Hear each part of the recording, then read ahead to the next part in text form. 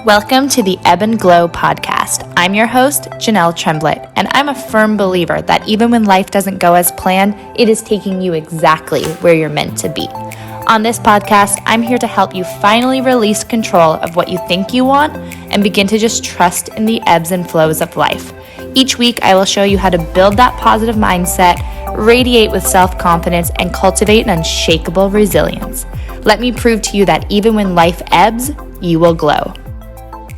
Hey everyone, and welcome to episode 93 of the Ebb and Glow podcast. Today's episode is with a repeat guest to talk about part 2 of her story. So if you're a longtime listener of the podcast, you will recognize my guest's name. Lindsay was on my podcast back in March 2021 to talk about her experience taking a 23andMe test and how taking that test essentially completely changed her life. What she soon found out after taking that test was that she was donor conceived and that her biological father was donating to a lot of women during the 70s and 80s. So what that meant for Lindsay is that she had up to 100 siblings out there across the US and potentially across Canada and other countries. Talk about having your world shaken up completely. Lindsay's life since March 2021 has completely taken a turn, and for good and bad. She's had a lot of great things happen in her life and a lot of joy brought into her life because of all of the siblings that she has met recently. And they really have developed a huge bond, as Lindsay will talk about in this episode. However, what comes with a big monumental change and realization such as this is a lot of heartache as well. And I will link the part 1 of this story in the show notes that you can go back and listen to Lindsay's story when things were first coming to light. I wanted to catch up with Lindsay just to kind of see what's happened in the past year and a half, how things have changed or how the story keeps growing. And the reason why I was sparked to talk to her again is because if you are familiar with the Netflix documentary Our Father, it's essentially the exact same story as Lindsay's family. However, a completely different doctor and a completely different family. When I was scrolling through Netflix one night and I saw the documentary, it's funny, the main narrator in the Our Father documentary, her voice sounds very similar to Lindsay. And at first I was freaking out thinking, oh my God, she actually launched the Netflix documentary that she talked about or that she dreamed of. But the matter of fact was it was a completely different family, which actually made the whole situation in the story even crazier and shocking that this is not just one family that this happened to. There wasn't just one donor doing this in the 70s and 80s while the science behind donor conception was still being learned about. It's a fascinating story. Like I said, definitely go back and listen to part 1 of Lindsay's story. But the main things we talk about in this episode as a part 2 is a lot more about Lindsay's acceptance to the reality of having this many siblings, what this means for her own daughters, what this means for her sister that she actually did grow up with throughout her life. Because growing up, in her mind, she only had one sister that she grew up in the same household with. And now that sister of hers has to share her with many, many, many more siblings. And also how that affects her daughters. Now they have so many cousins. And what's interesting about this story is that Lindsay's biological dad works in a very similar field as Lindsay. And Lindsay chats a little bit about how that affects her career and how that affects how much she wants to speak out about things. Like she wants to definitely protect herself a little bit and her own family. So it's such a fascinating story. Other topics that we get into with Lindsay today is a lot about the donor conception advocacy. Lindsay herself is now really speaking up for how donor conception affects every single party within the donor conception community. And of course, along with that, we talk a lot about the ethics of it too. So I hope you enjoyed today's episode. Lindsay is a fantastic guest, and I always love chatting with her. If you haven't already, please make sure to subscribe to the podcast. If you're listening on Spotify or Apple, just hit that follow button. If you're watching on YouTube, you can hit the subscribe button as well. And if you love today's episode, make sure to share it with someone else who will love it too. Okay, without further ado, let's get into it and enjoy part 2 of this story. Lindsay, welcome back to the show. Thank you. I cannot believe it's been over a year since, and so much has happened in a year. Like a year and a half almost. Yeah, So the first part of your story went live on this podcast, March 2021. And I remember I was listening back to our episode and I remember how excited I was to record with you. I couldn't even fathom this type of story. I just thought, holy crap, like this is a really, really juicy, crazy story, like the stuff that movies are wrote about. And I remember listening back to the episode, I'm just still like being shocked at the story. And to take everyone back, if you're listening today and you want to listen to part one of the story, I will add the show link to the show notes. And so to wrap everyone around the idea of what we're here to talk about today. So back in 2020 is when you took the DNA test, right? Yeah. So back in 2020, Lindsay took a 23andMe test and basically found out that she was donor conceived. And essentially, with a little bit of research and a little bit of investigation, she found out she was donor conceived and had up to 100 siblings, is what she figured out at the time. And then, so you did that in 2020. Then you and I recorded in March 2021. And at that time, you already knew 30 of your siblings. 20. You knew 20 of your siblings at that time. Yeah. And to me, that was insane because it brought up a lot of great discussions around donor conception, the ethics around it, just what you find out in 23andMe. And I remember one of the things we talked about is you were so set on like being German and like emphasizing those characteristics about yourself. And then once you did your 23andMe test, you actually realized you had 0 German in you. And I thought that was so British. Funny. Yeah, exactly. And I thought that was so funny because if someone said to me growing up, you're a great soccer player, I probably would have become even a better soccer player, even if I didn't like it. And you know what I mean? It's like once you get an idea about yourself in your head, your identity is fixated on that. Mm-hmm. So all that being said, this new conversation was sparked with the new documentary, Our Father, coming out. And for the audience, when I saw that documentary come out, I was like, wait, is this Lindsay and her family's story? Like, did she create a Netflix documentary? But to my surprise, it was actually a completely different, full other fertility doctor, full other family and full other family tree. And it got me thinking and realizing, wow, this Lindsay story and this girl's story is not the only stories of this happening in the States throughout the 70s, 80s, and 90s. And so I reached out to Lindsay and I'm like, we got to chat again. I want more updates of where you've been and what's happened in the last year and a bit since we last spoke. So that's exactly what we're here to chat about. So again, welcome, Lindsay. I'm excited to do part 2 of this episode. Yeah. So I guess I'll just jump in and kind of just give a tiny little background if you haven't listened to last year's episode. In 2020, I took a 23andMe test, found out that I'm donor conceived. It was confirmed that I'm donor conceived. And I had, at the time, when I initially did the test, I had 14 siblings. Out of the 14, 9 of us were talking.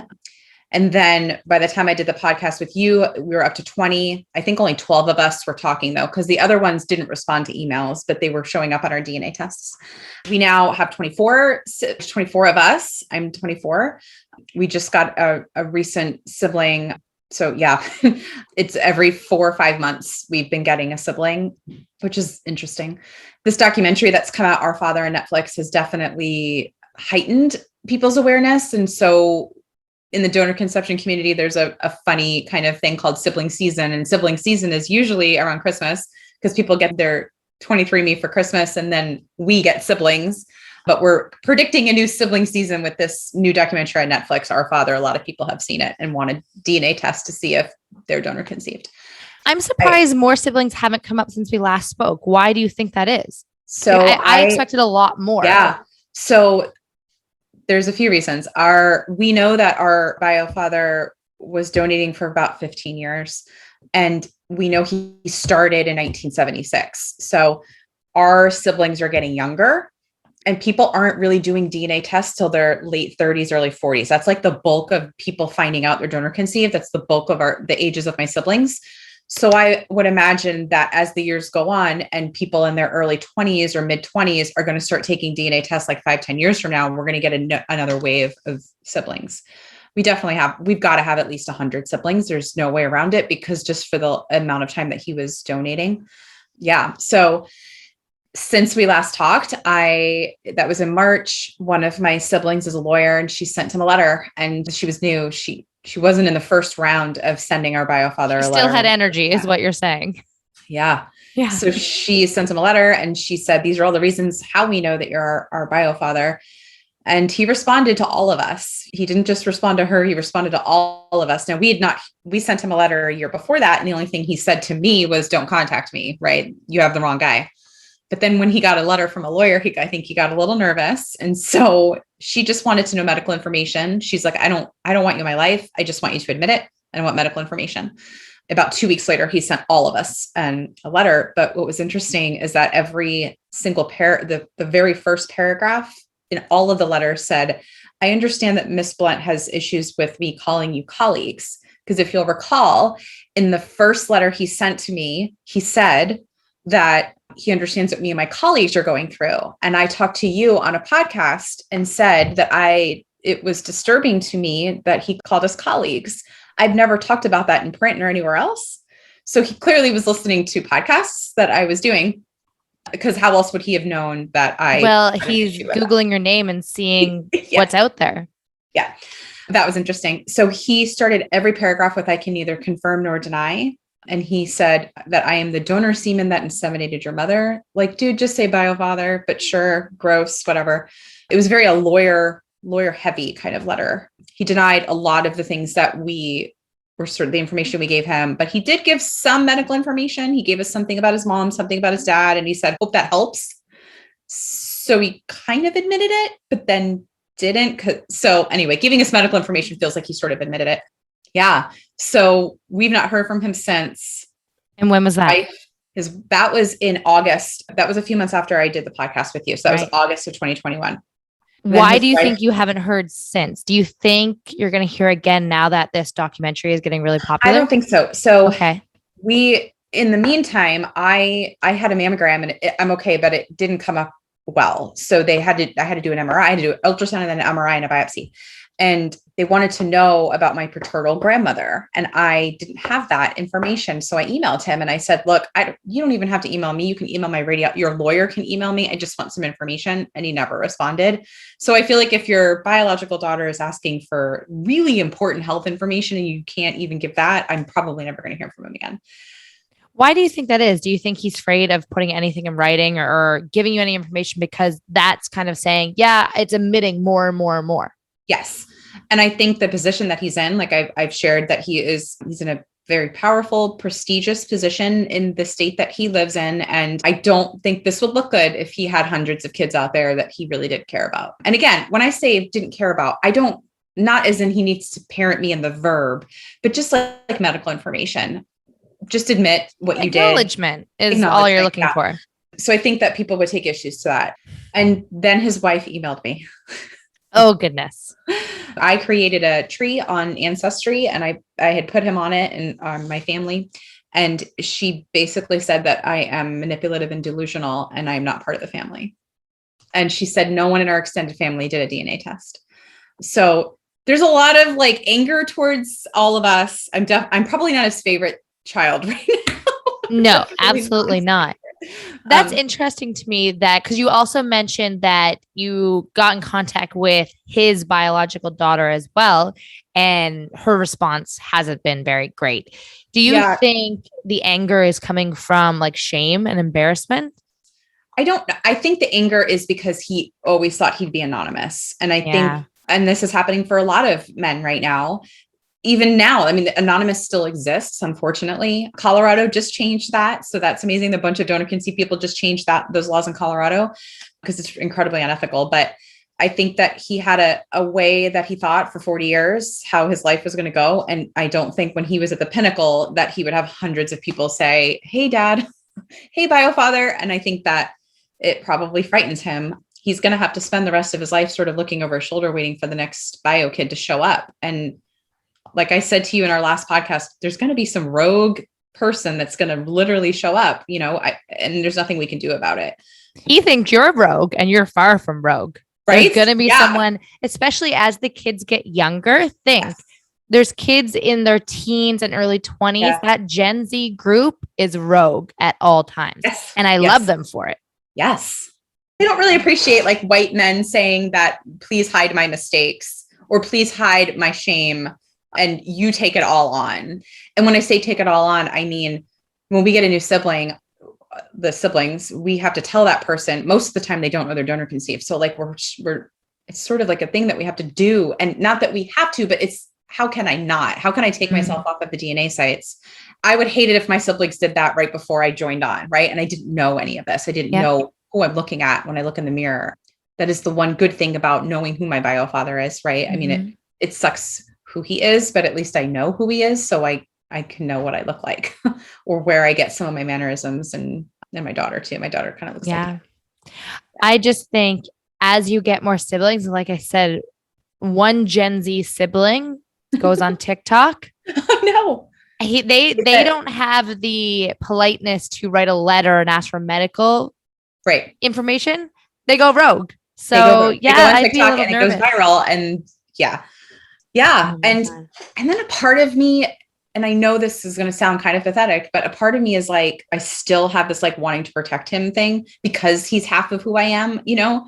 So I don't want to see him like, I don't want to see anybody like go down. And I definitely don't want to see someone that is half of who I am topple. That's not what I want. I just wish that he had handled this. He could have handled this much differently than he has.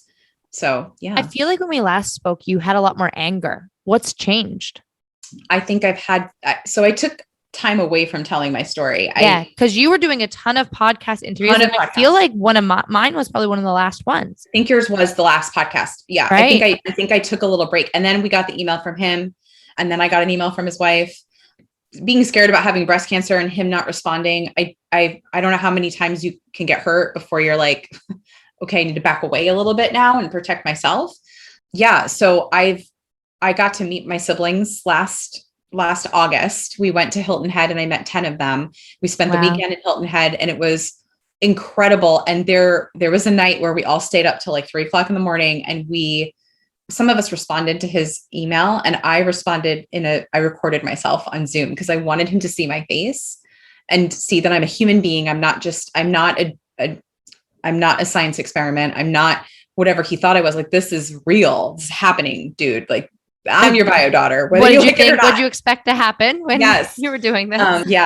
So we shared some of our letters. I shared the video. It was a super emotional night, but I feel like it was really healing also because as hard as it is, I'm going through it with my siblings, and they're incredible people. And we got a lot closer over the last year. You know, we've shared in each other's triumphs and struggles and health scares and all sorts of things. So yeah, I think just being able to meet each other, it's almost like what I wish would happen with my biofather. Like, if you would just meet me, this would not be as big as it feels. And I kind of felt that way, me and my siblings. And in fact, next week, I'm going to meet my siblings again. We're going to Park City and spending a week in Park City together. So, and there's two new siblings are coming, which I'm so excited about. I haven't met two of my sisters. So, and so is there mostly girls, mostly guys? Or all the sisters are going. For some reason, the brothers, their schedules just didn't work because it's right after 4th of July that we're going.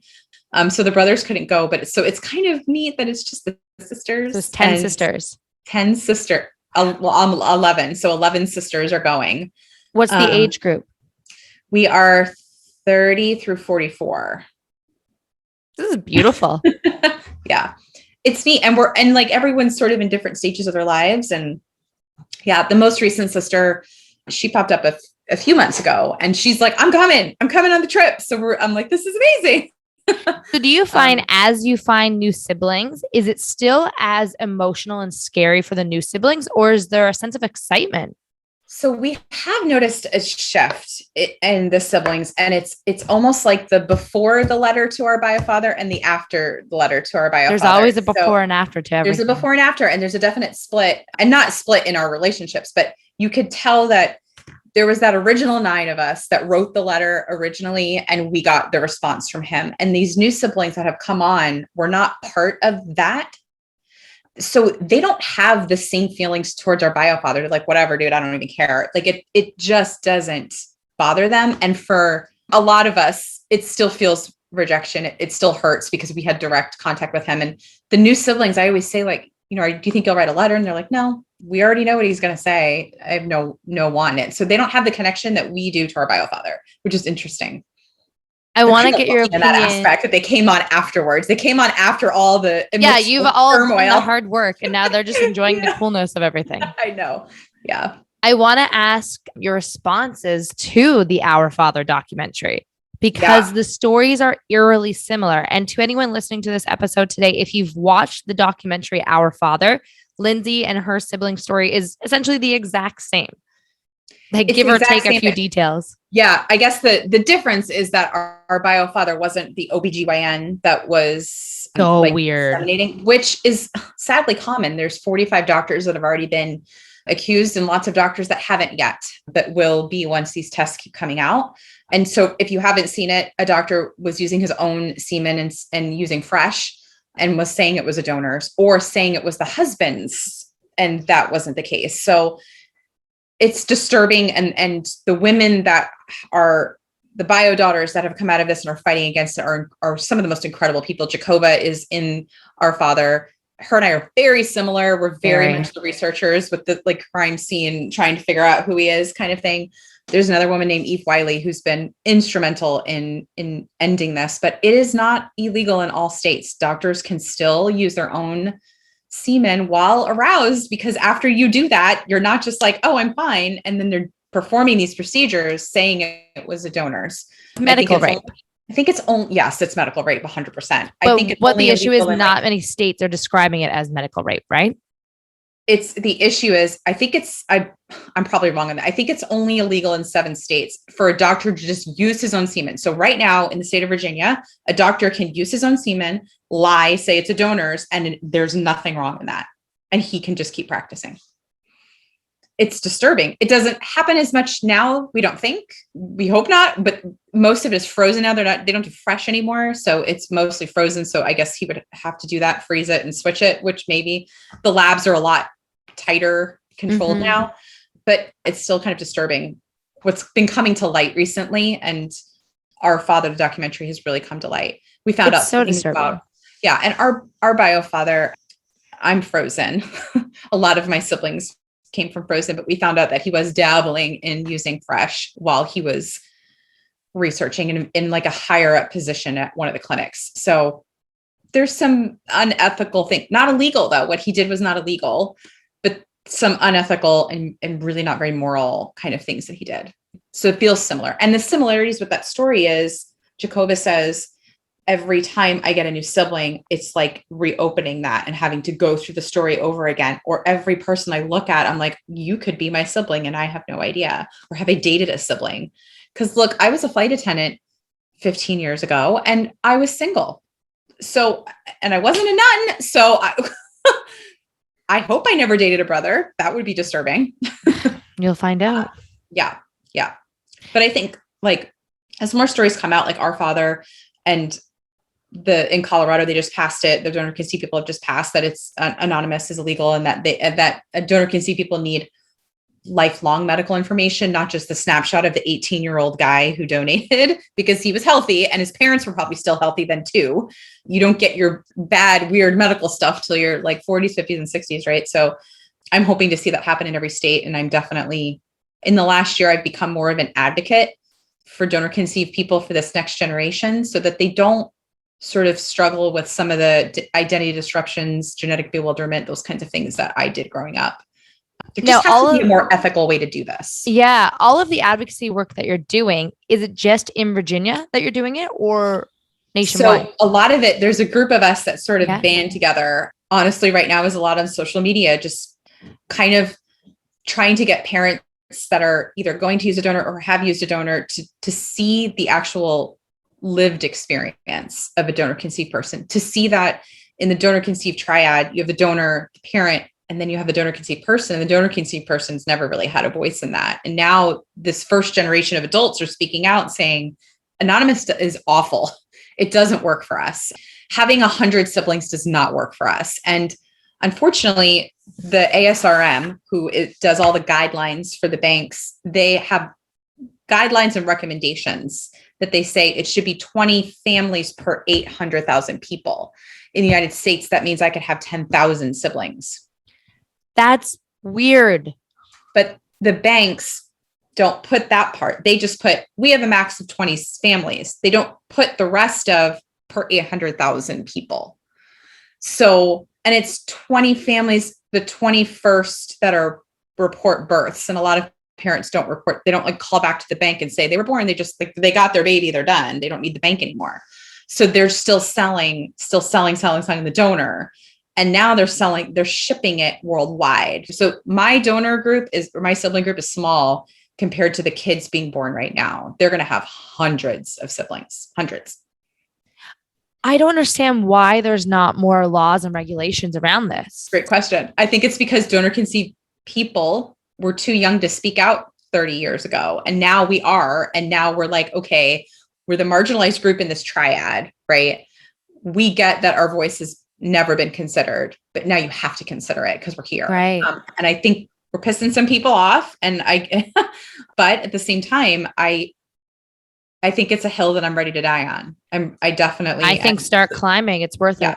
Yeah. So I think in the last year, I've just sort of stayed down a little bit. And I think it helps me sort of process everything that happened in the last few years. It gives it a reason. Because for a while, I mean, I got like, not dark, but I got like, God, why is this guy so mean? And he's half of me. And you go through all the rejection things. Like, why doesn't he want to know me as a friend? Again, I don't want you to be my dad, but like, it hurts, it hurts that luckily he is so in the public eye that I can Google him and I can watch videos of him and I can see how he moves and speaks and talks. And I'm lucky in that sense, but it's also really sad that the only way I can hear his voice is if I listen to a podcast or I like search out a video of him and then I can see my bio father. I had to go through all of that, where last year when I talked to you, I think I was still just really pissed off and angry. And you were just kind of enamored by the tabooness of the entire story as well. Yeah. I feel like it was still very new for you, where you're like, I've been rejected by this, but it hasn't sunk in how much this has hurt yet. Yeah. Yeah. How much it hurt. And then to see my kids too. So I don't lie to my kids. I mean, I was lied to and I love my dad, but he lied to me my whole life. Right. So I get what it feels like to be lied to. And this is my kids' ancestry. They have 39 first cousins right now. Right. 39 first cousins and 23 aunts and uncles. That's a lot of people to even consider. And they know everything about my bio father. They call him by his first name. They call him bio and then his first name when we talk about him. But they have said to me sometimes, well, when can we meet him? And I'm like, well, we can't. And they want to know why. And my daughter has said to me, like, why doesn't he want to know who I am? And because she looks like him and because I know she's got his brains. I love my mom, but like my daughter's gifted and talented and she's like whip smart. And she got that from him, she 100%. Got that from his side. So I'm starting to see a little bit of rejection for my kids, and that sucks too. And again, not because they want a grandfather, but just like, why doesn't someone want to know who I am? Yeah. Their blood is in my blood, Yeah. And especially as your daughter is asking that, you're sitting there wondering why. Yeah, I'm wondering the same thing. And even I'm probably not someone that like he's like wants to meet, because I'm probably a pain in his ass. He's probably like, oh my God, Lindsay is back. I'm sure whenever I email him. But my other siblings, so one of my siblings is Emmy nominated. She's a movie producer and she won a Critics' Choice Award. And she's like cleaning up the award shows. She's incredible. She's got movies out and TV shows out and she's just killing it right now. And I'm like, why don't you want to know her?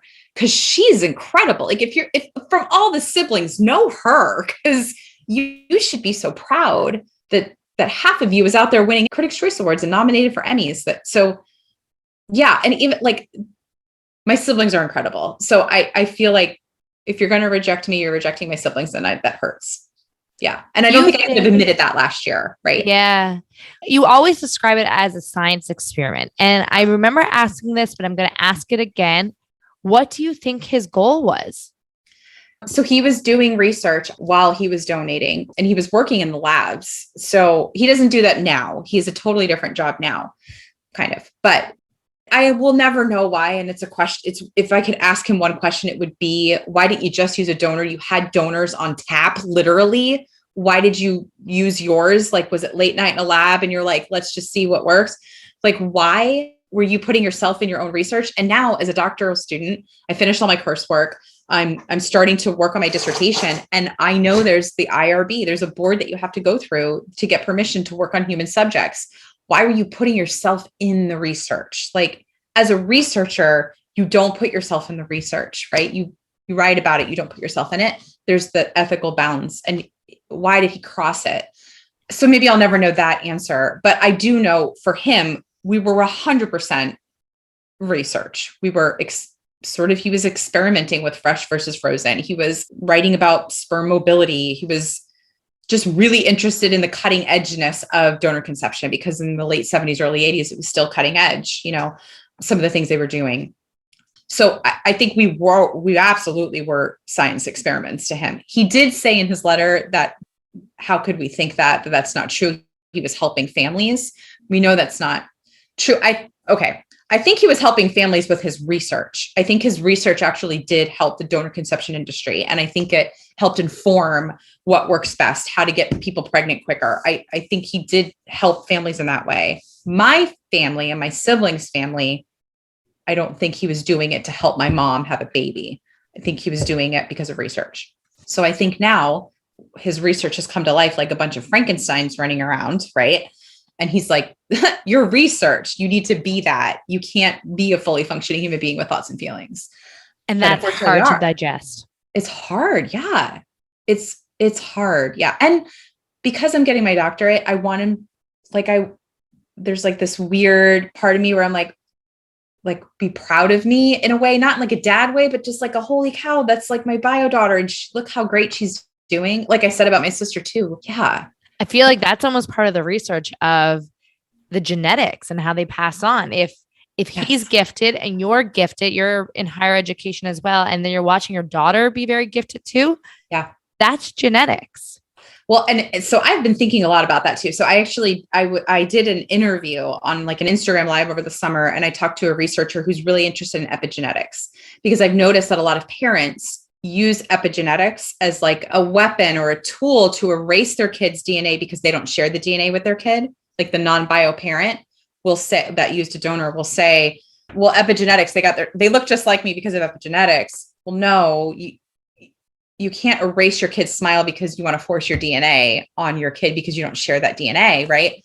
So I've been fascinated by what epigenetics is and how our environment can shape us and what we look like. But then also, and I know I've said this in the last podcast that I did with you, but the whole nature versus nurture, it's very much nature and nurture, right? So nurture, my dad taught me about integrity. My bio father did not teach me about integrity. My dad taught me about love, and I love hard. Like if I'm your best friend, I will tell you I love you every day. You just got to deal with it. I'm going to tell everyone I love them. Got that from my dad. Like there's things about me who've made me who I am. And my kids are like that too now. Right. So I can say I got that. My kids got that from my dad in a way. Right. But I'm so much like my bio father and my siblings too. In what way? Well, I think the motivation way, we're all very motivated, determined, ambitious, very ambitious. Yeah. I can also see where it's not all rainbows and sunshine too. Like you get some bad stuff from your parents too. Right. So I can see that. I think when someone says something to you that is supposed to be hurtful, but it actually hurts you, that you should take a look at it. I always say like, give me an example. What do you mean by that? Like when his wife said that I'm manipulative and delusional, the delusional part flew right over my head because I'm like, I'm not delusional. I know that but the manipulative part pissed me off. It triggered something. It did. And I don't agree with her that I'm manipulative with my bio father. I believe I have a right to know where I come from and my medical information, but I can see him being manipulative, and I can see that there are ways that I can be. I know that I can railroad people sometimes. If I'm being honest, I know that I can create a situation the way I want it to go. And I know where I got that from. My dad was not like that. My dad he was just the sweetest man. He was not manipulative at all. So I think there's a beauty in that, knowing that so that I can do something different. You know what that is though? It's two-pronged. Usually what you notice how you don't like, and you notice in him that he's manipulative. you're judging him by that. You don't like that because it's usually you see that in yourself that you also don't like. Yeah. It's you spot it, you got it. Right. Exactly. Yeah. And it's all to do with like shadow, what they call it too. So it's like you've been shamed before for someone said it in a bad way where you're manipulative. Yeah. And so you've taken that on now. Yeah, absolutely. Yeah. But I love that you said that, especially with the delusional part where you're like, that flew over my head. I didn't even hear that. Yeah. But the manipulative part, I'm like, ooh, that kind of stuck. And now, and that was part of me sort of going in a little bit and staying off podcasts because I knew that I needed to, and I still am processing all of this, but I needed to work through what that meant and how have I shown up that way? Why did that hurt me so bad? Did I show up that way with my biofather? I still don't, I've done enough work to think that that's not what I did, but I could see ways that I could, or in the future I could. Another thing though, one of my siblings, she called me, this was a few weeks ago, and she was kind of down in the dumps about a boy. And so we're talking, she's my younger sibling, right? So like I'm like her older sister that she could talk to about boys. So we're talking and I said to her, we call our biofather by his first name. I'm like, you're biofather's daughter. Look in the mirror because he is so freaking powerful and he's so successful and you get part of that from him. Like, look in the mirror. So there's we could kind of. So there is some wins. Yeah. And there's some positives that you can take. Yeah. Yeah. Yeah. I think I draw more strength from my siblings though than recently too, because I can see it. It's tangible. Yeah. I can see when I'm like them or they're like me or my daughters are like them. That's kind of neat to start to see that too. Yeah. What else has happened in the last year and a bit that it's surprising or shocking or even positive or just new information? I think just the newer siblings bring on a constant like new layer of this whole situation. Anyone getting super angry about it? Anyone taking charge more than maybe you are? So we have had conversations where every once in a while we take turns on being angry, and the Our Father documentary stirred up a lot in us. It was hard to watch. I couldn't watch it for like 3 weeks because I just watched knew. I did watch it, but it took. You knew it would stir up so much. I knew, and we have a WhatsApp chat, and my siblings were in there like, "This is so fucked up." Like, oh my God, I can't. This is too much. It's so much like our story. I'm like feeling it. And then we had other siblings say, "This is ridiculous. You're overreacting. We should be grateful." So we have a gamut of. It's a fun word to use when you're doing. Yeah. We have like a gamut of emotions that run through the 18 that talk to each other, right? So we had to get on a Zoom and talk it out because some of us were like, that's it. We're going down to where he lives and we're going to be like, hi. And this, and everyone's like, we'll pull back a little bit and let's talk about this. So it's like having, I don't want to say actual siblings, but imagine growing up with like your bio siblings. Yeah. These are also your bio siblings, but there's all still different personalities. There is definitely, yes, there's definitely. Yeah. We do have this like so fascinating, really cool creative streak that runs through us that we all sort of grew up feeling different because our parents weren't like that so much. So it's neat to see everyone start to like express themselves creatively when we really didn't always maybe do that. So fascinating. Yeah. And some of us look so much like each other. It's just the newer sister that popped up. So we saw her name pop up and we're all messing each other. Cause when a new sibling pops up, that's a whole process that happens with us. It's like, we're all till 1 a.m. We're stalking out this poor person on Instagram. We found her on Facebook and her picture popped up and I'm like, oh my God. You thought you were looking in a mirror? This is so creepy. Yes. She looks just like, I'm like, this is the creepiest thing ever. She looks just like me. That would be so creepy to me because I've never met anyone that even really remotely looked like me. And then we had a brother, one of the brothers that wasn't talking to us for a little while has resurfaced. Okay. Why? I don't really know. He's a little distant, but we've been sort of I think he didn't know he was donor conceived and he's just sort of found out. So I think he didn't want to believe it. A lot of people think it's a scam when we're messaging them. I'm like, it's not, but here, yeah, he looks just like one of our brothers. In fact, those two look the most alike. And we were just sending each other pictures. Like, this is insane how much they look alike. And you have to believe it then. Yeah. You can't deny that. I mean, they look so much alike. Yeah. I want to ask you a little bit about just your thoughts on back to like the legal stuff about it. I still don't understand how these doctors can't be criminally charged for sexual assault, for medical rape. I just don't get it.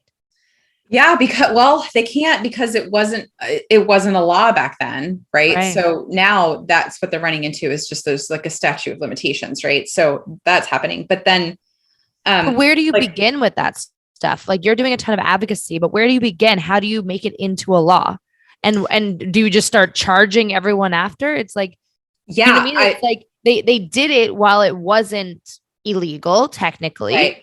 Right. So can you go back and charge someone so afterwards? There are cases that some donor conceived people are fighting against where they're making, I think in Texas, it's if you're found that you used your sperm on purpose and you medically, basically it's medical rape, you can lose your medical license if you are found in a court of law. That is a thing. However, it hasn't been totally tried yet. So there's a few amazing advocates out there right now that are really fighting to get it passed in every single state. But like most of the advocates has proof, right? She was on the phone with him and he did not go to jail or he did not lose his medical license for what he did. So with your and your siblings' case, do you technically have proof at this point or do you not? We don't. Nope. We don't have proof. And I think that's what he's afraid of emailing you back and whatnot. He doesn't want to put anything in writing that's going to give you proof. Well, but at the same time, he wasn't the performing doctor and he made sure to tell us that, right? So I think he knew what he was doing back then, right? He was very careful to not be the doctor. Unlike the Our Father documentary. The Our Father documentary is the sperm and is the one inseminating it. Yeah. So he was just overseeing the process. Isn't that a loophole? There was a few. Yeah. Yeah, there was a few. But back then it wasn't illegal what he was doing. Exactly. And so it's a case that he can rest on. And it's because DNA tests didn't exist. So they didn't really care. Exactly. Right. But is that do you think that your end goal is to get him charged? I don't think so at all. No. You don't want to go down that road. None of us want that. I have not heard a sibling yet say, I hope he goes to jail. That is the furthest, that's opposite of what any of us want. Because are any of your siblings the case of they did have their actual dad that was going to donate the sperm and then he donated instead? No, I don't think exactly. No, so I think that's why you guys, even though it's also weird and you don't like that he doesn't acknowledge you, you're still okay with kind of what happened. It still hurts. Well, we're alive, right? Yeah. And our parents are, you are grateful. Yeah. And our parents requested an anonymous donor and everyone got what they wanted. Donor. Yeah. Was it ethical in a lot of ways? No. Is it moral what he does? What he's doing? No, but at the same time, that's not illegal. And again, he's half of me. I don't want to see him go down. I don't care what him and his wife can say whatever they want to me. I'm not them. I'm not someone that wants to see somebody's life destroyed. No. That's just not what I want. I would love to see him take accountability. Yeah. I don't need that to be publicly, but he won't ever. I mean, Lindsay, do many men take accountability ever? Like, come on. No, and that's a really powerful men.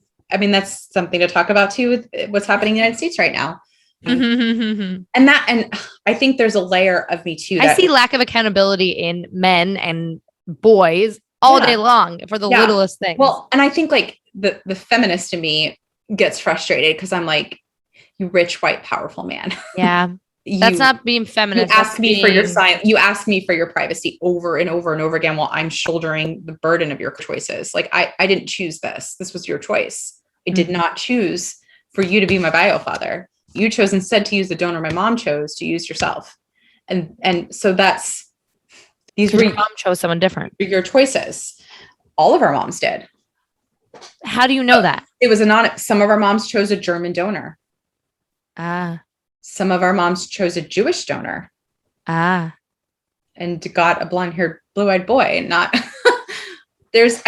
he chose to not use what he had. The worst part. Like that's where the legalities would come in for this situation. But it's actually it's not illegal. I know. It's unethical. So this is in a court of law is just unethical. And this is what a lot of donor conceive. And there's we could go on forever about the industry. The way it is right now is awful. It's not, I am for donor conception. I know that couples want to have babies, or single mamas or single dads want to have babies. And I fully support that. And I get that want because I have 2 kids of my own. But there has to be a more ethical, loving, equitable way. Like, let's just even talk about the catalogs, the donor catalogs. There are no LGBTQIA donors in the catalog. None.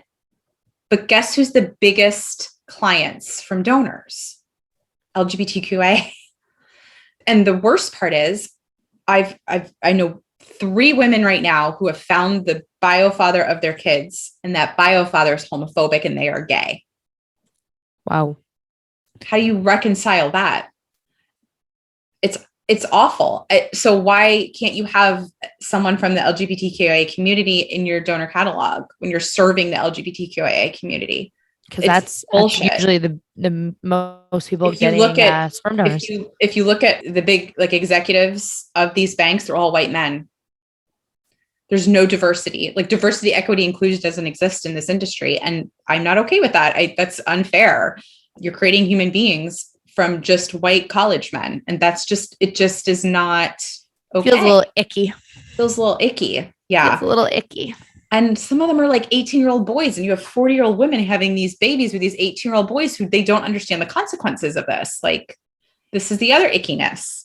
And the worst part, Zytex, their Instagram page, just look it up. If you feel like getting skeeved out, it's baby pictures of these men. So you're looking at baby pictures of who you want to be the bio father of your child. You're looking to have a baby with Who is running the marketing of this company? This is awful, right? That's so gross. It's all baby pictures, the whole thing. I have to look this up after. You're going to have to. It's really disturbing. Oh, of course. Yeah. If there's anything that's going to be icky, like, I'm going to go. I have to look at it. Like, I have to. Be a better way. There has to be a better way to help people have babies that are experiencing fertility issues or in the LGBTQIA community, and they need another gamete because they don't have that gamete. Single moms, single dads, there has to be a way for them to do it where it's just comes from a much more loving space than it is right now, because it's just creating a lot of heartache.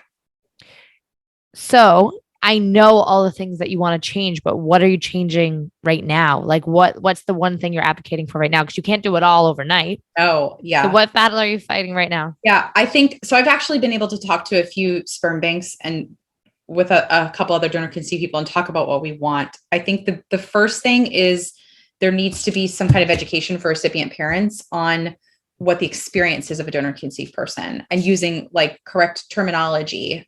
So like, I don't have a donor. I have a biological father. He didn't donate anything to me. That would be disgusting if he donated sperm to me. And having recipient parents get comfortable with the fact that their kid is a biological parent. I'm comfortable saying biological parent in the noun, not the verb. This man or this woman is not like, parenting. And I also understand that not everyone identifies as a man or a woman, but unfortunately, if you're using a big bank, that man is identifying as a man because he doesn't come from the LGBTQIA community. So, but I've had a lot of parents teach me. So that's another awesome thing is I've learned from these recipient parents that they don't feel comfortable saying bio father because maybe they don't know how that man identifies. So then just say genetic parent, or you know what I mean? Yeah. There's been a lot of really interesting conversations that have come up. It's like a whole nother world. But you would want to eradicate donors being anonymous altogether, right? Oh yeah. That I would love. Why though? From your standpoint, it's only legal in the United States to be 100% anonymous. Every other country has figured it out. The United States has put this like fear in recipient parents that if they start to do open donations, that there'll be a like dry up of donors. No one's going to want to donate because everyone wants to be anonymous, but every other country's figured it out. It's the money. So if the United States, if these donors keep donating anonymously, they can spin out 100 kids and make more money off these donors. But if they're not anonymous, you're going to know how many siblings your kids have. Because there's no rules around how many times you can donate, right? Mm-mm. That's the weirdest part to me. Yeah. I feel like there's just some like genetic issues there. No, they're coming in every few days, and these kids are making like between $1,000 and $4,000 a month. Egg donors is a whole nother conversation. They make like $48,000 and they ruin their bodies doing it. That's a whole nother conversation for another podcast. There's so much wrong with the United States. And they're like, They're recruiting in colleges. They're recruiting like really young guys that just aren't thinking. This is a NXIVM documentary waiting to happen again. Like in 18 years, you're going to get someone knocking on your doors and you're going to have 100 kids. And that's another thing. I would love to see the donors actually get counseling and say, like, this is not anonymous. I know you're signing up for anonymous, but there's no such thing as anonymous anymore with 23andMe. Well, it's going to take... My biofather didn't do a DNA test, right? Yeah. I figured it's going to take these stories coming out that people are going to realize, do I really want to be donating all of my genetics and my sperm and my eggs? There are a lot of donors that have come, like when their bio kids have found them, that they were like, I wanted to not be anonymous, but I didn't have the choice because anonymous was all that existed. And some banks have found a way to make it sound good. They say open at 18, which is really anonymous until the kid's 18 years old. But we've recently found out in our advocacy that these banks make these kids at 18 sign NDAs before they even give them the information of who their biofather is. But when I say give them information, they contact the biofather first. They won't let you they won't give information. They have to contact first. The biofather says, no, you don't get the information. But my thought process is, if you're signing an NDA, that means you can't even technically tell your mom who your biofather is, your other siblings. It just puts the onus on the donor conceived person, which is and they're like, I didn't choose this. I didn't choose any of this. Yes. And the only way I can know who he is if I sign an NDA. That's crazy. There's just so much got to be a better way. Yeah. There's got to be a better way. It just makes you wonder, like, who's winning in all of this, and like what's the motives? And the banks, they're billionaires. You would think too, like when you think of the adoption community, there's a lot of parallels between adoptees and donor conceived people. But adoptees in society and our culture are taken care of. You want to like wrap your arms around them. We have shows called Finding Your Roots where people help adoptees find their birth parents. They're allowed to have birth parents. Donor conceived people will never be on those shows because we're told you're not supposed to know who that is. Even if adoptees come from like closed adoptions, their parents didn't want to know. They wanted to be anonymous. Donor conceived people are, leave him alone. He deserves to be anonymous. That's what he asked for. And you should respect that. What's the difference? And I'm not allowed to call him my biological father or parent. I have to call him a donor. So it's interesting that our society has been able to bridge the gap with adoptees, but they're not seeing it. And closed adoptions are really hard to come across nowadays too. I just don't like how they put all of the onus on the one that was conceived. Yeah. Isn't that understand so the rules, crappy? understand the legalities. And to put the blame also, like, you crazy person, how dare you want to know your biofather? Well, for a lot of reasons, like health is one of them. Yeah. Making sure I don't date a sibling is probably another. And then just looking in the mirror and wanting to know where you come from. Yeah. To start closing it up, because chatting to you, we could go forever. Chatting to you goes very quickly, I'm realizing. And this happens to a handful of my guests sometimes where I'm like, have I asked her anything? Did I even speak yet? Like, where did the hour go? But one of the biggest questions I want to ask you is, if you could do it all over again, would you have still done the 23andMe test? I recently just told the story today to somebody, and always it's like a circus freak show. And someone hears it, they're like, oh my God. And she asked me that. Yes, because of my siblings. If my siblings didn't exist and I was dealing with my biofather, I'd probably say I regret it. And I wish I never knew.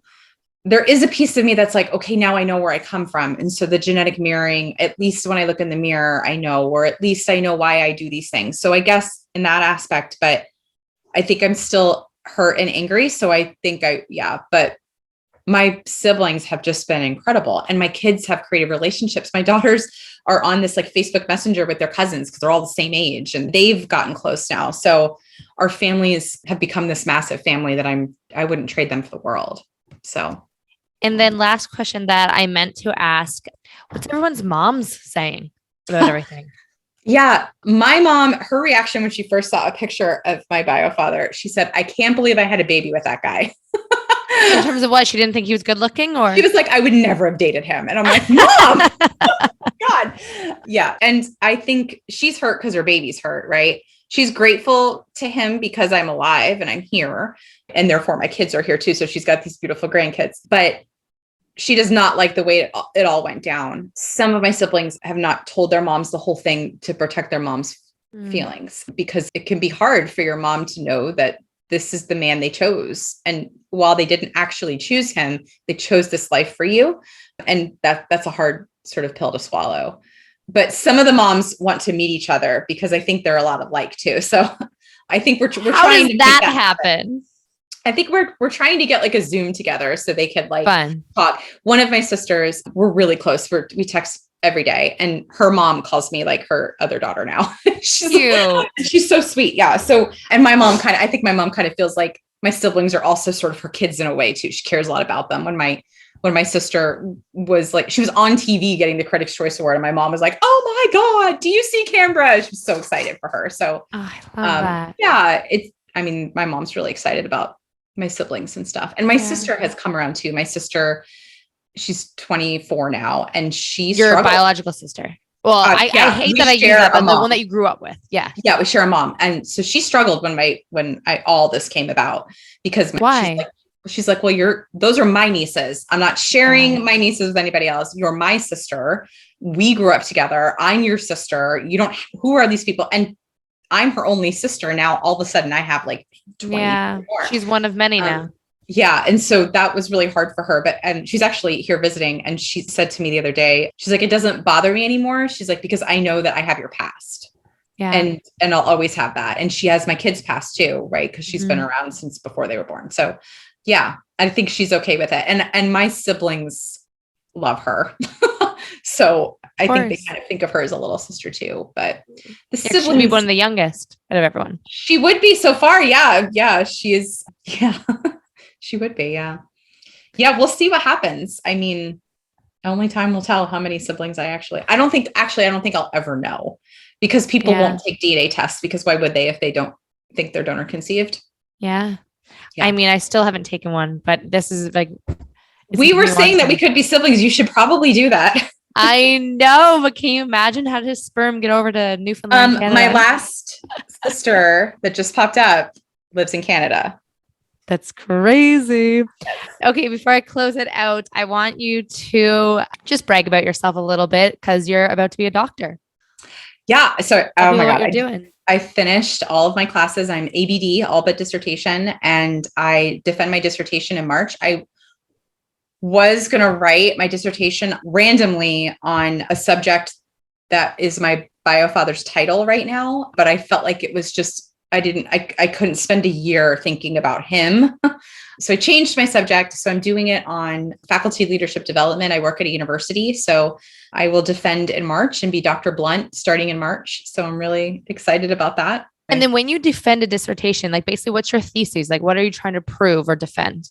So I'm doing a program evaluation on a program that my university is running for faculty, for like a faculty leadership development course. And so my dissertation is just doing a program evaluation on seeing if it was successful and if they met their outcomes. It's based kind on of what though? It's not sexy. I'll tell you right now, no dissertation is sexy, but I am very excited for when they say Dr. Blount. That's definitely, it's been a dream of mine my whole life to be that. Interesting that my biofather is called Doctor.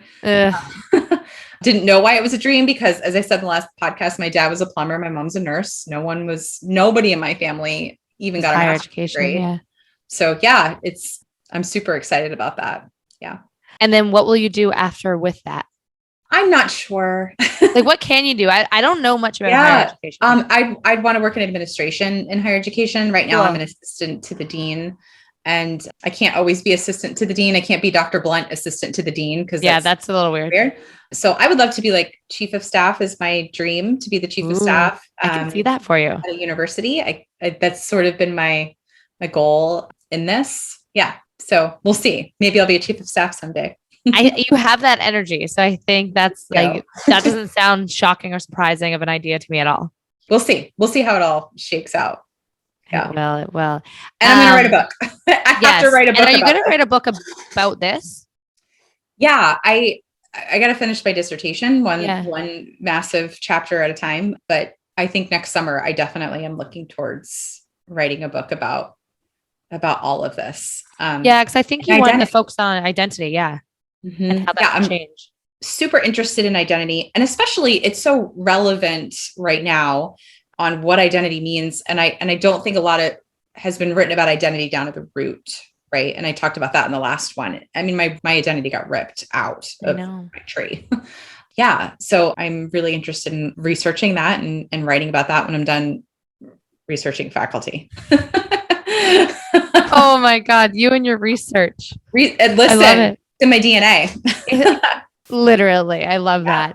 Lindsay, if anyone wants to connect with you further on just anything to do with donor conception or donor advocacy, or just hearing about your story a little bit more, where can they find you? Yeah, I mostly talk about it on my Instagram. It's Lindsay Blount. You can find me there. Sometimes I share things on Twitter that are a little controversial about donor conception. My biofather's on Twitter, so sometimes I like to be a little spicy. Sometimes I just like to put stuff on there in case he sees it. Just to start conversation. Just to start a conversation, you know. Lindsay, thank you so much. I can't believe this is part 2. And I know there's going to be many parts as this story unfolds. I was going to say, we'll probably talk next year and I'll have like 30 siblings. So, hey, keep them coming. Like I said, I need to do this 23andMe test because who knows? I might be linked. You should do the 23andMe test and open your results with me on a podcast. I can help you process. Can you imagine? Oh my God. Okay. Don't give me any ideas because I'm all about spicy as well. Yeah. Thank you so much, Lindsay. Yeah, thanks. Did you know that I'm not only a podcast host, but in my full-time career, I am a Toronto-based real estate agent. In 2021, I closed 100 deals. Yes, you heard that correctly, 100. So if you or someone you know is a busy professional looking to get into the Toronto real estate market and looking to work with a realtor who values your time, make sure to reach out to me and let's get connected. And in the meantime, we'll see you here back next week.